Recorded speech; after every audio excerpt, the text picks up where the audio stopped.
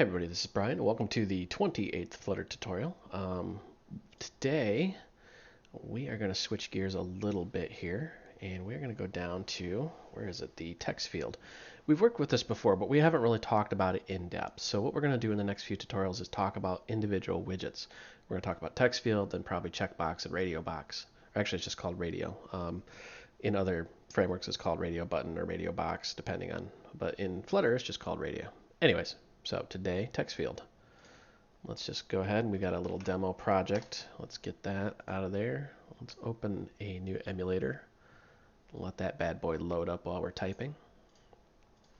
All right, so let's import our material package. And I'm probably going to deviate from my example code that I have on the other side of the screen here just because I don't really like it. Sometimes that gets me into some trouble, but we'll just see what happens here.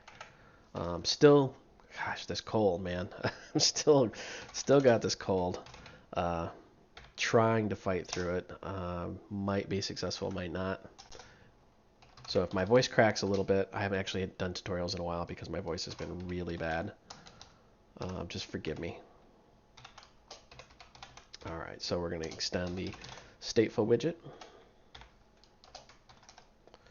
And then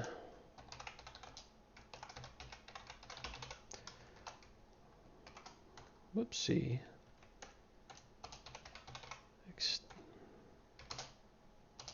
All right, so we're going to extend the state of the My App. Had a lot of good feedback about Flutter. Even for alpha, people seem to genuinely love this. I actually really like Flutter. It's kind of hard to describe unless you've really worked with it for a little bit. It's got a lot of things that other frameworks are really, really lacking, even though it's just an alpha, and I think there's going to be a lot of really good promising things coming out of this.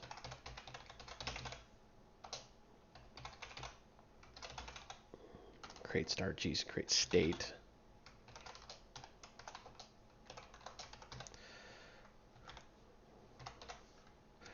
All right, so we've got kind of our boilerplate here. Let's just finish this up real quick. I may start the tutorials with what we have now, that we don't spend 2 minutes watching me type this over and over and over again. Just let me know in the comments how you guys feel about that, because I know that sometimes I try to just have pre-written code and everybody's like, no, don't do that. We like watching you type. I think you guys just like seeing my horrible spelling mistakes here.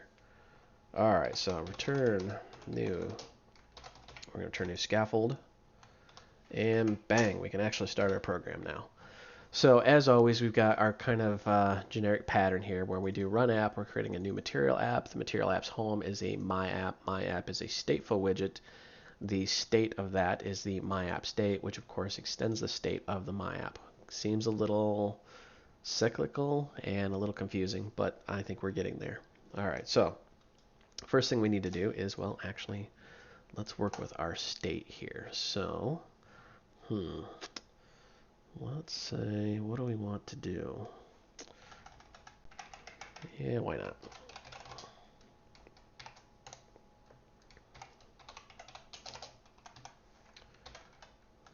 All right, so now that we've got our scaffold up, I'm going to say app bar, new app bar, title, new text.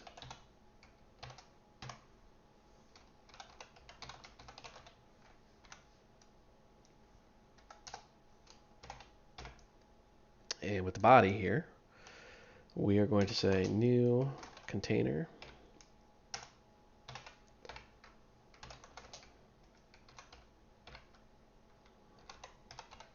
Let's get a little bit of padding there, just so we know what's going on here. Whoops.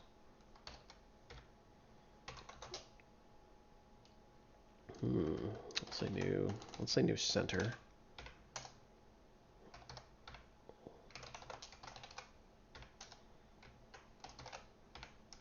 And then we have our list of widgets that we're going to flush out here. So the first widget we're going to add here is a new text field. And a, whoopsie, new raised button.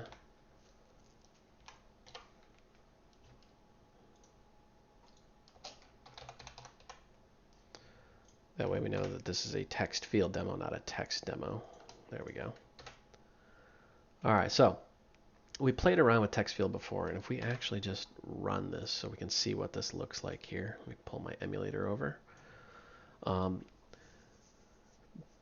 TextField is actually pretty interesting little control. There's a lot of functionality packed into this bad boy, and you wouldn't really know it unless you started diving into the documentation and playing around with it.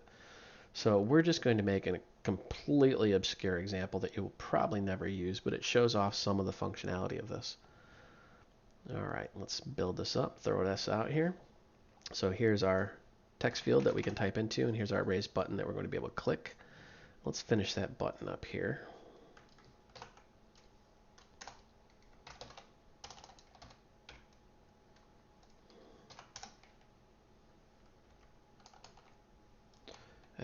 I have failed you.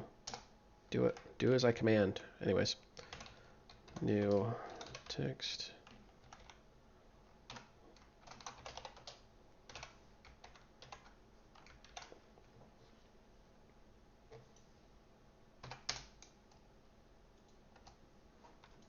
There we go. Now, what we want to do here is we want to actually do the on press, which we've done tons and tons and tons of times here. So let's just make a void on pressed.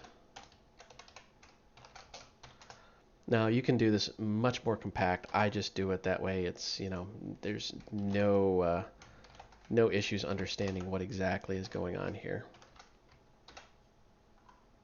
So it will call this, and we can even say print button test or button pressed. We've done that before. Now, what we want to do is actually grab the text out of this text field. And we've seen this before where we can't actually say textfield.text. The text field itself does not store a state. It's a stateless widget. So what we have to do is grab those changes as they occur. So we're going to actually say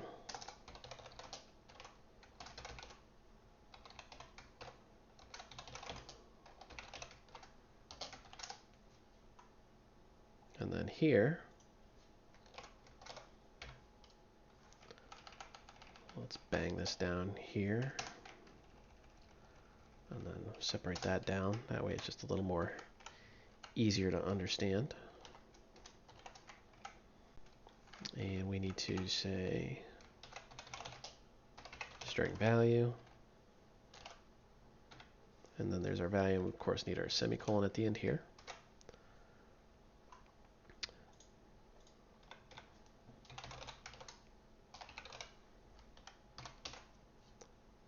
And let's push this back out to the device. And now, as we type, you can see we are grabbing the text that is in the text field. And if we click, we have our button pressed. So what we need to do now is, you guessed it, set state.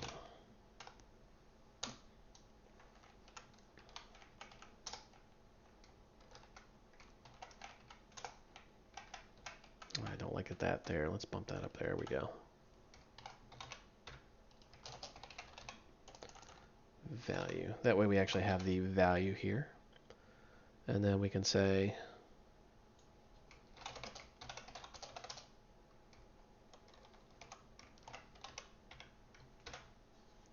hot reloading should take care of that. And bang, the text is blank. Yeah, because we haven't actually stored it in the state. Let's try this. Yeah, there we go. So the text is whatever we just typed. So we've seen that before in similar older tutorials that we've done. Now what we want to do is show off some of the features of this thing. We understand now that the text field is stateless, and that's why we have to grab this on changed. But what are some other things that we can really do with this? Well, we're going to play around with it a little bit. We're going to say max lines equal 3. So we're going to have 3 max lines in here. And we want autocorrect turned on. That's right, autocorrect. Yeah, buddy. And let's just play around with that and see what that does. So let's grab this. notice how we have 3 lines in here. One, and we have autocorrect. So if I just type, and we can say catch, comma, and we can go down a line, maybe. Can't figure out how to go down a line on the emulator here. Oh, well, I kind of did it. You get the point, though. We have multiple lines now that we can really play around with. And the text is whatever, blah, blah, blah, catch. So you can have multi-lines, you can have auto-correction, you can have all sorts of stuff. You can even have this little, this is an emulator, so it won't work, but I can click that and it'll actually dictate out whatever I'm saying. It'll type it out for us. Pretty awesome. So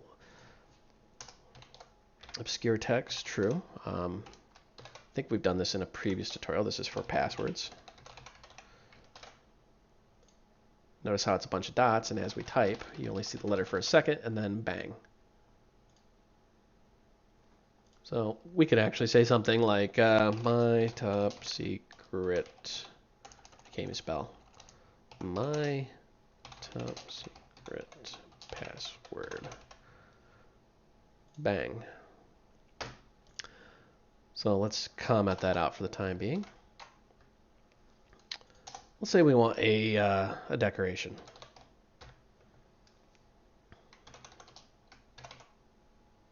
We're going to do a new input decoration.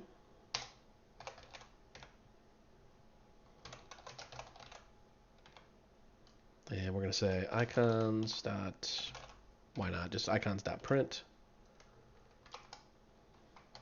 Hint text, and we will say type something here. And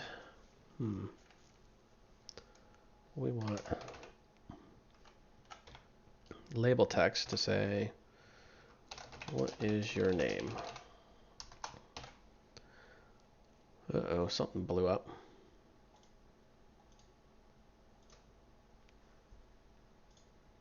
I guess that worked. So now you can see that we have a label text, what is your name? Let me kind of reload this because it kind of shrinks when we do that. It says, what is your name? And then when you click on it, it zooms it up there. We have an icon and it says type something here. And we have multiple lines of text. That's actually really cool. One thing you should be aware of is this whole pattern of tracking the state and all that. It can seem a little cumbersome at times. So one little trick that you can do is you can say final text editing controller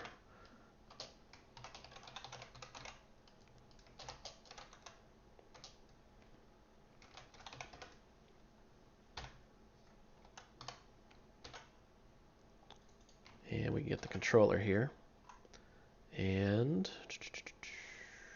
we can comment out this. Actually, we can even leave it if we want to and just say controller and give it the actual controller. Then what happens is, and we will say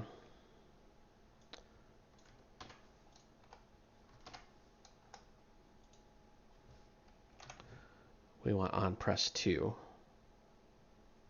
And I'm going to comment this. Just kind of playing around here.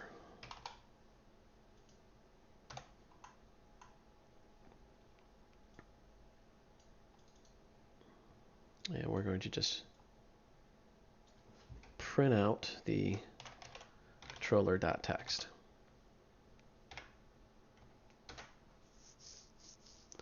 Let's reload this whole thing. So now when we click the button, we're calling on press 2, which instead of grabbing the text variable is actually grabbing this controller variable. So we can say blah, blah, blah, blah, blah, click, and you can see we get the text.